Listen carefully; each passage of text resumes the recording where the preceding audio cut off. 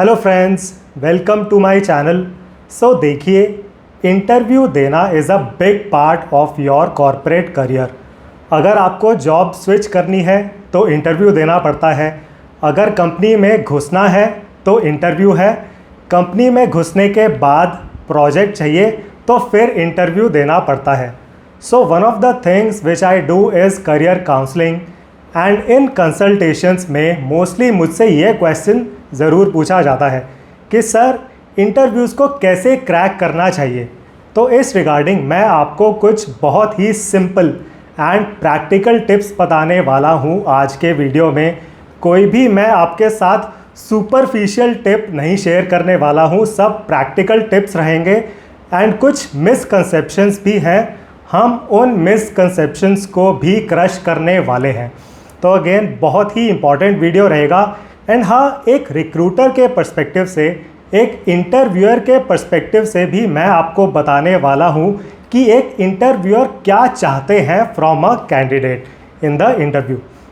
तो इस वीडियो को ज़रूर आप एंड तक देखें, वीडियो को लाइक करें, चैनल को सब्सक्राइब करें। तो चलिए शुरू करते हैं। तो पहले तो हम यही डिस्कस करते हैं कि भाई इंटरव्यूअर्स को क्या चाहिए इन अ कैंडिडेट। तो देखिए, हर इंटरव्यूअर एक ऐसा कैंडिडेट चाहता है जिसको हायर करने से उनकी लाइफ आसान बन सके, उनकी लाइफ इजी बन सके। तो अगर आपकी इंग्लिश है शशि थरूर जी के जैसी, अगर आपके अंदर चार्म है रणबीर कपूर जी जैसा, तो देखिए वो चीज़ें बस वैल्यू एडिशन ही हैं। बस एक ही चीज़ सबसे इम्पॉर्टेंट है एंड वो ये है कि इस कैंडिडेट के पास क्या वो स्किल सेट है या नहीं है। इस कैंडिडेट ने क्या उस तरह के प्रोजेक्ट्स करे हैं या फिर नहीं करे हैं which are relevant to this job. तो अगर उस कैंडिडेट ने वो प्रोजेक्ट्स किए हैं which are relevant to this job, तो उसका मतलब ये है कि जो इंटरव्यूअर है उनको ज़्यादा काम सिखाना नहीं पड़ेगा to the candidate after hiring this candidate. तो उस इंटरव्यूअर की लाइफ आसान बन सकती है। तो ये चीज़ आप ज़रूर अपने बैक ऑफ द माइंड में रखें कि this is the most important thing which N interviewer wants from a candidate. अब आगे बढ़ते हुए देखिए, एक गलती हो रही है, एक बहुत बड़ी गलती हो रही है। तो मोस्टली लोग एक तरह की मैच फिक्सिंग करना चाहते हैं कि अच्छा, पॉजिटिव बॉडी लैंग्वेज दिखाओ, कॉन्फिडेंस दिखाओ, असर्टिवनेस दिखाओ। अगर क्वेश्चंस के आंसर्स नहीं भी आते हैं तब भी कॉन्फिडेंस दिखाओ।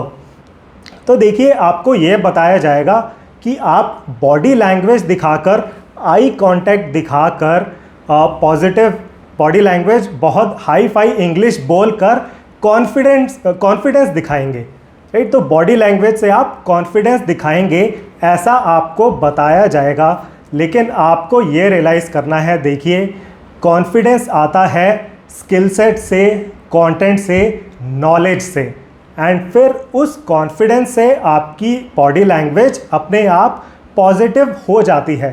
देखिए, बॉडी लैंग्वेज को, पोस्चर को, आई कांटेक्ट को आप फिक्स नहीं कर सकते हैं। आप यहाँ पर मैच फिक्सिंग नहीं कर सकते हैं, बिकॉज जो आपकी बॉडी लैंग्वेज है, it is a natural response from your body.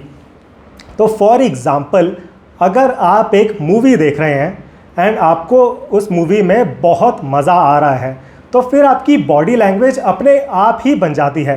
तो या तो आप ऐसे करके देखेंगे उस मूवी को या फिर ऐसे करके देखेंगे, तो आपकी एक पॉजिटिव बॉडी लैंग्वेज अपने आप ही बन जाती है। तो आप यहाँ पर मैच फिक्सिंग नहीं कर सकते हैं। तो आप अपनी बॉडी को नहीं बोल सकते हैं कि ए बॉडी, चल अब तू पॉजिटिव दिख, अब तू कॉन्फिडेंट दिख।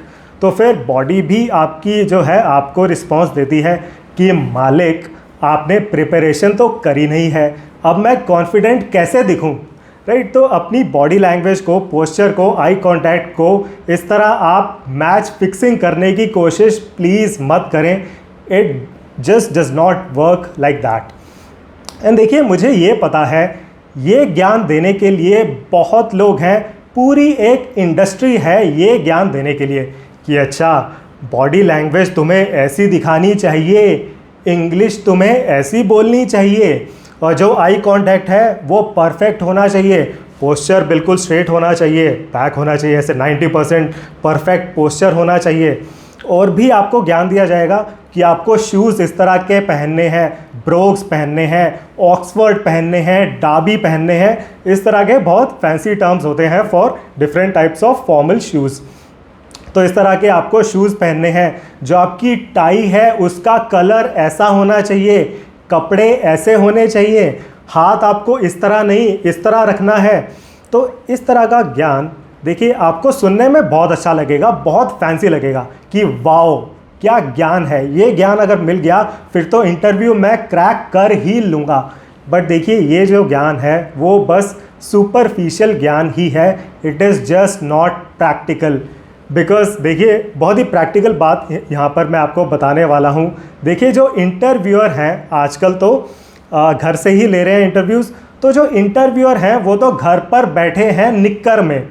अब that interviewer does not care कि आपने टाई किस कलर की पहनी है।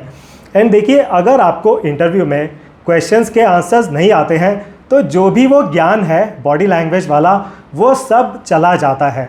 तो आपकी जो बॉडी लैंग्वेज है, इंग्लिश है, आई कांटेक्ट है, अपने आप नॉर्मल हो जाता है अगर आपको क्वेश्चंस के आंसर्स नहीं आते हैं। तो आप ये चीज़ ज़रूर रियलाइज़ करें। देखिए जो भी ये फैंसी कॉन्सेप्ट्स हैं बॉडी लैंग्वेज के, आई कांटेक्ट के, फैंसी इंग्लिश के, देखिए ये आपके लिए डिस्ट्रैक्शंस हैं। इन चीज़ों पर ही अगर आप फोकस करते हैं फिर आपको कोई भी फ़ायदा नहीं मिलने वाला है। हाँ आपका लॉस ज़रूर हो सकता है बिकॉज सारी आपकी जो मेंटल एनर्जीज़ हैं, जो ब्रेन जूस है वो उसी तरफ चला जाता है। अब अगर मुझे कोई बोले कि हाँ चलो परफेक्ट पोस्चर बना के बैठो, ये नेक स्ट्रेट रखो, तो मेरा सारा फोकस अब उसी तरफ चला जा रहा है, मैं मतलब बोल ही ना पाऊँ अगर मुझे वो परफेक्ट पोस्चर बनाना पड़े। एंड देखिए ये चीज़ आपको यहाँ पर काफ़ी ऑब्वियस लगेगी कि हाँ इतना ज़्यादा टेंशन क्यों लेनी है बैठते टाइम। बट ये चीज़ मैंने देखी है खुद एज एन इंटरव्यूअर कि जो कैंडिडेट हैं सामने वो बहुत अपने आप को फोर्स कर रहे हैं कि हाँ स्ट्रेट ही बैठना है, नेक स्ट्रेट रखनी है। एंड जो कंटेंट है, जो सबसे इम्पॉर्टेंट चीज़ है, वो सब गया तेल लेने, राइट। तो ये जो गलतियां हैं आप बिल्कुल मत करें। वो जो आपको ज्ञान दिया जाता है कि हाँ body language, posture, English, eye contact, देखिए वो सब डिस्ट्रैक्शंस ही हैं। एंड आगे बढ़ते हुए देखिए यहाँ पर मैं आपको एक डिस्क्लेमर भी देना चाहूँगा। देखिए आई एम नॉट सेइंग कि इंटरव्यू क्रैक करना is a very easy thing, बहुत कंपटीशन है, इंटरव्यूज़ क्रैक करना is a difficult job, it is tough. But आप ये इंश्योर कर सकते हैं कि आप अपना टाइम एंड मेंटल एनर्जी आप सही चीज़ पर फोकस कर रहे हैं, विच इज़ कंटेंट। तो आप ये ज़रूर इंश्योर करें कि आप बस अपने कंटेंट पर मोस्टली फोकस कर रहे हैं। बिकॉज जिस तरह मूवीज़ के लिए ऑडियंस को 3 चीज़ें चाहिए, एंटरटेनमेंट, एंटरटेनमेंट एंड एंटरटेनमेंट, उसी तरह आपको इंटरव्यूज़ में 3 चीज़ें चाहिए to crack the interview, content, content and content. तो कंटेंट जो आप बोलते हैं in the interview, that is the most important thing. आप कैसे बोल रहे हैं इट डज़ नॉट मैटर कि अच्छा बहुत फ्लारी इंग्लिश बोली, बड़ी बॉडी लैंग्वेज दिखाई, कॉन्फिडेंस दिखाया, ऑल दैट इज़ सेकेंडरी। आपको इंटरव्यूअर्स इसी चीज़ पर जज करते हैं कि आप जो कंटेंट बोल रहे हैं वो उन्हें समझ आ रहा है या नहीं आ रहा है। आर यू मेकिंग सेंस और you are just not making sense. तो जब आप इंटरव्यू की प्रिपरेशन करते हैं तब भी आप कंटेंट पर ही फोकस करें एंड इंटरव्यू के दौरान भी कंटेंट पर अपना फोकस रखें। बाकी ये जो सब चीज़ें हैं they are just superficial, body language, posture, ये वो फलाना धिमकाना, all that does not matter. तो यहाँ पर अब आपको करना क्या है हम वो डिस्कस करते हैं। तो देखिए आपको अपने रेज्यूमे पर पूरी मेहनत करनी है, रेज्यूमे पर आपको बहुत टाइम स्पेंड करना है। बिकॉज आप रियलाइज़ करेंगे, देखिए आपके इंटरव्यू में 90% वेटेज मैं बोल सकता हूँ it is given to your resume. And देखिए क्वेश्चंस किस तरह के होते हैं in the interview, tell me about yourself, उसके बाद होते हैं प्रोजेक्ट रिलेटेड क्वेश्चंस या टेक्निकल क्वेश्चंस या questions about your resume. And उसके बाद क्वेश्चन होता है कि why do you want to switch your job, why do you want to join this company. तो टेल मी अबाउट योरसेल्फ तो एक स्टैंडर्ड क्वेश्चन है, उसका स्टैंडर्ड आंसर रहता है, एक तरह का आइस ब्रेकर क्वेश्चन है। It is not a question which will decide your candidature. ठीक है, टेल मी अबाउट योरसेल्फ हुआ। एंड जो लास्ट में क्वेश्चन पूछा जाता है कि why do you want to switch your job, why do you want to join this company, तो उसका भी बड़ा ही स्टैंडर्ड आंसर है। तो मोस्टली लोग ये आंसर देते हैं कि सर मुझे तो लर्निंग करनी है इसलिए मैं जॉब स्विच कर रहा हूँ, जबकि मोस्टली लोग इसलिए स्विच कर रहे होते हैं because they need hikes in their salary. But ऐसा बोलना नहीं चाहिए। तो स्टैंडर्ड आंसर रहता है उस क्वेश्चन का भी कि सर मुझे तो लर्निंग चाहिए, मुझे अपना लर्निंग कर्व फास्टन करना है, इसलिए I want to switch my job. तो अब जो major crux of your interview है, it is all about your projects, it is all about your resume. तो आपके प्रोजेक्ट्स के बारे में आपको आंसर प्रिपेयर करने हैं धांसू। जो भी चीज़ आपने अपने रेज्यूमे में लिखी हुई है उसके बारे में आपका एक धांसू जवाब प्रिपेयर्ड रहना चाहिए। This is what will decide your candidature. And देखिए, जब आप इंटरव्यू के लिए जाते हैं, be natural, be your normal natural self. तो इंटरव्यू से पहले आप अच्छे से रेडी हो जाएं, वो चीज़ तो आपके हाथ में ही है। एंड इंटरव्यू से काफ़ी टाइम पहले आप रेडी होकर बैठ जाएं ताकि आप एंड में इधर उधर नहीं भाग रहे हैं। तो आजकल तो मोस्टली इंटरव्यू ऑनलाइन हो रहे हैं, तो आप इंटरव्यू के टाइम से 15-20 मिनट, आधा घंटा पहले रेडी होकर बैठ जाएं आराम से, ताकि आप, ऐसा नहीं है कि 2 बजे इंटरव्यू है, 1:55 पे आप पेन ढूंढ रहे हैं, माइक ढूंढ रहे हैं या बाकी चीज़ें ढूंढ रहे हैं। आप अपना 1:30 बजे तक आराम से बैठ जाएं इन योर कुर्सी। एंड देखिए, तो इंटरव्यू से पहले आप सुबह नहा धो लीजिए, अच्छे से ग्रूमिंग कर लीजिए, क्लीन शेव हो जाइए या फिर ट्रिमिंग कर लीजिए, जैसा भी आपका बियर्ड स्टाइल है, ग्रूमिंग कर लीजिए। साफ़ सुथरे फॉर्मल कपड़े पहने, आयरन कर लें कपड़ों को ज़रूर। एंड उसके बाद you are set for the interview. And interview में be your normal and natural self. तो बहुत ज़्यादा कॉन्शियस मत हो इंटरव्यू में। फॉर एग्ज़ाम्पल, कुछ कैंडिडेट से मैं बात करता हूँ तो they are very conscious about their language. तो देखिए, अगर इंटरव्यू में एक आधा वर्ड आपका थोड़ा टूट गया, कहीं थोड़ी प्रोनाउंसिएशन ख़राब हो गई, तो it just does not matter.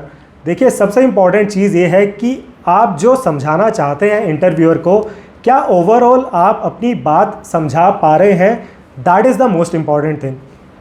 तो देखिए, यहाँ पर इंटरव्यूअर के पर्सपेक्टिव से भी मैं आपको बताता हूँ। तो देखिए, इंटरव्यूअर का काम भी कोई आसान नहीं है। And talking from experience as an interviewer, तो देखिए, रेज्यूमे स्क्रीन करने के लिए मैक्सिमम 2 मिनट मिलते हैं। अब उस 2 मिनट में कुछ चीज़ें समझ में आती हैं इन द रिज्यूमे, बाकी चीज़ें नहीं भी समझ आती हैं। तो भाई, एज एन इंटरव्यूअर अब एक ऐसा कैंडिडेट चाहिए जो आए, आराम से बात करे, आराम से समझाए अपना एक्सपीरियंस, एंड शुद्ध साफ शब्दों में, आसान शब्दों में समझाए। ज़्यादा हाई फाई लैंग्वेज भाई मत यूज़ करो, नहीं समझ आता है इंटरव्यूअर को। तो ऐसा कैंडिडेट चाहिए जो आराम से आकर अपनी जो एक्सपीरियंस है वो समझा पाए। बट लोग यहाँ पर गलतियाँ क्या करते हैं, तो कुछ कैंडिडेट्स हैं जो बहुत ही हाई फाई इंग्लिश बोलने में चले जाते हैं। तो देखिए, एक तो वैसे ही किसी का एक्सपीरियंस समझ पाना in half an hour is a very difficult task. And फिर अगर कैंडिडेट बहुत हाई फाई लैंग्वेज यूज़ कर रहे हैं, बहुत ही जार्गन्स यूज़ कर रहे हैं, फिर तो कम्प्लेक्सिटी लेवल और ज़्यादा बढ़ जाता है फॉर द इंटरव्यूअर। और कैंडिडेट्स क्या गलतियाँ करते हैं, तो वो कहीं से ये ज्ञान लेकर आते हैं कि आपका जो आई कांटेक्ट है वो आपको परफेक्टली मेंटेन करना है। तो कुछ तो ऐसा ज्ञान अवेलेबल है ऑन द इंटरनेट कि आपको सामने वाले की राइट आई के प्यूपिल में देखना चाहिए। तो जो कैंडिडेट हैं वो स्टेयर किए जा रहे हैं। अब देखिए, कैंडिडेट को तो ऐसा लग रहा है कि उनको एक्स्ट्रा पॉइंट्स मिल रहे हैं for maintaining this kind of eye contact. But हो क्या रहा है, वो जो इंटरव्यूअर हैं, ही और शी इज़ फीलिंग ऑकवर्ड कि अरे ये जो कैंडिडेट है, अरे ये इतना घूरे क्यों जा रहा है, what is wrong with this candidate, right. तो वो जो आप मैन्युफैक्चर करना चाहते हैं परफेक्ट आई कॉन्टैक्ट, वो इंटरव्यूअर के लिए it comes across as awkward eye contact. तो इस चीज़ का आप ज़रूर ध्यान रखें, इन टिप्स को आप ज़रूर फॉलो करने की कोशिश करें। And again, keep it simple. देखिए जो कैंडिडेट्स आते हैं एंड इंटरव्यूअर का काम आसान करते हैं, आसान कैसे करते हैं कि कैंडिडेट आए, आराम से बात करी, सिंपल वर्ड्स का यूज़ किया, अच्छे से समझाया, वेल ग्रूम्ड है जो कैंडिडेट है, ही और she is well groomed and natural body language है, तो ये जो कैंडिडेट्स हैं इनके सिलेक्शन के चांसेस बढ़ जाते हैं बिकॉज वो इंटरव्यूअर का काम आसान कर रहे हैं। तो इन टिप्स को आप ज़रूर फॉलो करें in your next interview and you will see the results of following this tips. And हाँ, जाते जाते एक मैं आपको एडिशनल प्रो टिप भी बता देता हूँ। तो देखिए जो इंटरव्यू है उसके रिज़ल्ट को आप कभी भी एज्यूम मत करें। तो बहुत लोग यहाँ पर दिमाग की दही करते हैं, तो वो फॉर्मूलाज लगाते हैं कि अगर इंटरव्यू के एंड में इंटरव्यूअर ने बोला कि HR will reach out to you, इसका मतलब ये है कि रिजेक्टेड, और अगर इंटरव्यूअर ने ये बोला कि we will talk later, I will talk to you later, इसका मतलब है एक्सेप्ट। तो देखिए इस तरह आपने दिमाग की दही मत करें, फॉर्मूलाज मत लगाएं। देखिए जो इंटरव्यूअर्स हैं they are also human beings. तो हो सकता है कभी इंटरव्यूअर के मुंह से ये निकल गया कि अच्छा HR will reach out to you, या हो सकता है किसी और दिन उस इंटरव्यूअर के मुंह से ये निकल गया कि I will talk to you later, जैसे ही नॉर्मली लोग बोल देते हैं इन कंपनीज़। तो देखिए इंटरव्यूअर इतना दिमाग नहीं लगा रहा है कि अच्छा अगर मैंने ये बोला तो मतलब कैंडिडेट एक्सेप्टेड है, अगर मैंने वैसा बोला तो रिजेक्टेड है। तो आप भी कोई यहाँ पर फॉर्मूलाज मत लगाएं। देखिए कुछ भी चीज़ आप अज्यूम मत करें। आपका इंटरव्यू में एक्सेप्शन हुआ है, आप एक्सेप्ट हुए हैं या फिर रिजेक्शन हुआ है, जब तक आपको HR की तरफ से पक्की तरह से नहीं बोला जाता है आप कुछ भी अज्यूम मत करें एंड अपने दिमाग की दही आप मत करें। सो आई होप जो भी मैंने पॉइंट्स आज के वीडियो में डिस्कस करें आपको काफ़ी प्रैक्टिकल लगे होंगे and please make a note of these points. And अगर आप पेड कंसल्टेशन करना चाहते हैं मेरे साथ रिगार्डिंग करियर और any other thing regarding your career, तो आप मेरे व्हाट्सएप नंबर पर मुझे रीच आउट कर सकते हैं। Thank you very much for watching this video. See you in the next one.